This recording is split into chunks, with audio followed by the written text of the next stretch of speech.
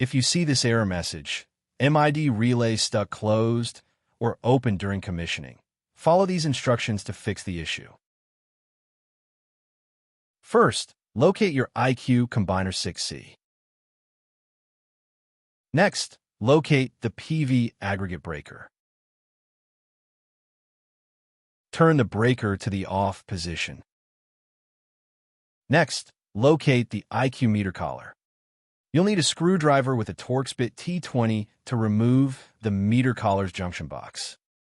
Loosen the 4 captive screws holding the junction box to the IQ meter collar.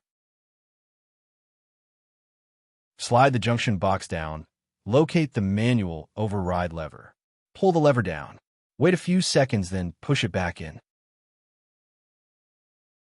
Next, press and hold the push button for 15 seconds to reset the IQ meter collar.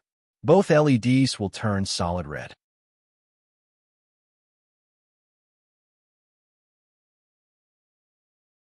Slide the junction box up to the IQ meter collar and securely attach with the 4 captive screws. Last, turn the PV aggregate breaker back on within the IQ Combiner 6C.